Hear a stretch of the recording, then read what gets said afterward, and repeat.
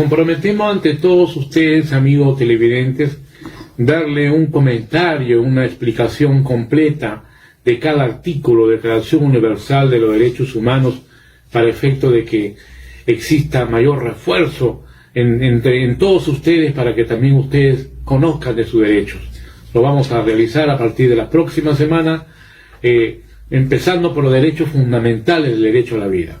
Pero para culminar, estos 30 artículos nos indican con respecto pues al debido proceso, a la nacionalidad, el derecho a la propiedad, el derecho a la libertad de pensamiento, a la libertad de expresión, de opinión, que tiene derecho a reuniones, a una asociación pacífica, tiene derecho a participar en el gobierno de un país, tienen derecho al trabajo, derecho al descanso, tienen derecho a un nivel de vida adecuado que le asegure su futuro, su vida, tienen derecho a la educación, derecho a la libre libertad de la vida cultural, y por último, tiene todos estos artículos, señores, cuando agotamos lo que es a nivel del Tribunal Constitucional, podemos nosotros pues acudir al órgano supranacional, es decir, artículo 122, para los efectos que establece el artículo 205 de la Constitución, los organismos internacionales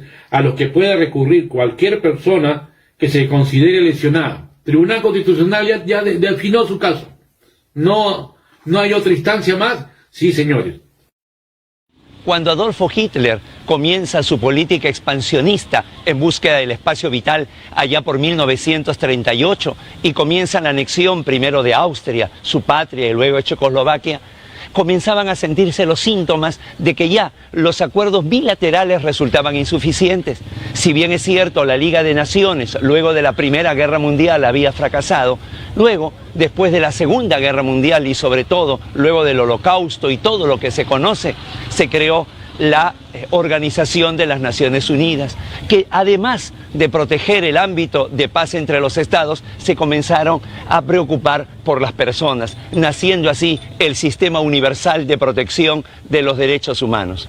Soy Guido Águila Grados y esta es Tribuna Constitucional en su entrega número 90, y desde aquí, desde orillas del río Itaia, en el Boulevard de Iquitos, la Isla Bonita, le damos a todos la bienvenida a este programa, la jurisdicción supranacional. El sistema interamericano de derechos humanos descansa sobre múltiples principios. Sin embargo, nos quedamos con 5 de ellos. El primero, el principio de universalidad, lo que permite justamente hacer no solamente una autointegración basado con el bloque de convencionalidad y las normas americanas, sino que muchas veces se hace una heterointegración. En segundo lugar, el principio de imprescriptibilidad. Si bien es cierto, la prescripción ha sido creada fundamentalmente para que el tiempo ponga coto, ponga fin a determinadas situaciones jurídicas, en el caso de los derechos humanos está por encima de esa seguridad jurídica. En tercer lugar, el principio de irrenunciabilidad, dada la trascendencia, dado que estos derechos humanos que en sede nacional se llaman derechos fundamentales, los tenemos tatuados, no podemos renunciar a ellos. Un cuarto principio es el principio de trascendencia a la norma positiva. Ya sobre esto la jurisdicción supranacional se ha pronunciado. Puede ser de que en la Constitución se señale algo, pero si esto no está de acuerdo con la Convención Americana de Derechos Humanos, entonces esto es superior. Y por último, como no, el principio de progresividad. Estos derechos humanos no pueden, sobre todo para la realidad latinoamericana, estar señalados con un determinado límite a una determinada frontera, sino que día a día deben tener una mejor protección. Sin embargo, más allá de estos principios, al momento del desarrollo, cuando ya se desarrolla la contienda entre estados o entre un estado y un individuo, hay otros 3 principios de proceso que resultan irrenunciables. El primero, el principio pro homine, el segundo, el principio pro libertatis y el tercero, el principio pro debilis. En los 3 casos siempre se busca priorizar la dignidad de la persona humana. En buena cuenta, este sistema interamericano de protección de los derechos humanos se define como el conjunto de instituciones, de procedimientos o mecanismos y de normas que buscan proteger, en esencia, al individuo contra el Estado. Esa relación siempre asimétrica, siempre vertical, donde el Estado está potencialmente siempre en la posibilidad de vulnerar estos derechos humanos. Cuando este desarrollo se da, primero se tienen que agotar los recursos internos.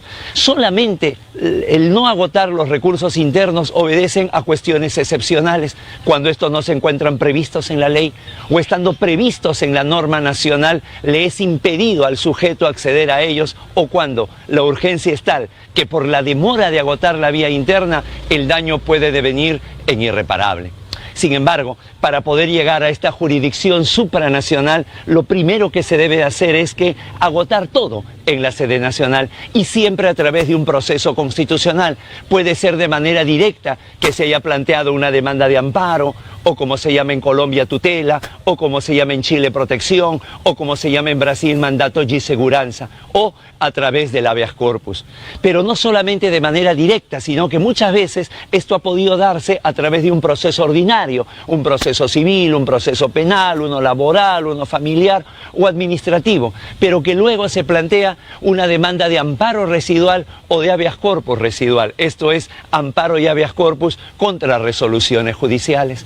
A partir de allí se puede llegar en un plazo determinado, primero a la Comisión Interamericana de Derechos Humanos, que siempre va a buscar una solución amistosa, que va a ser una suerte de primer filtro para determinar si existe o no la vulneración a un determinado derecho fundamental, para posteriormente llegar ya, si es que existe responsabilidad y no se ha hecho caso a la posibilidad de una solución amistosa, llegar ya a la Corte Interamericana de Derechos Humanos.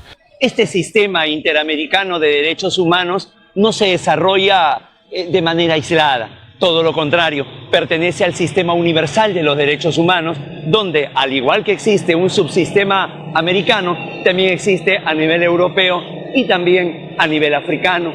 Recordemos que el punto de partida de todo esto es la Carta de las Naciones Unidas del año de 1945 y luego la Declaración de los Derechos Humanos de 1948.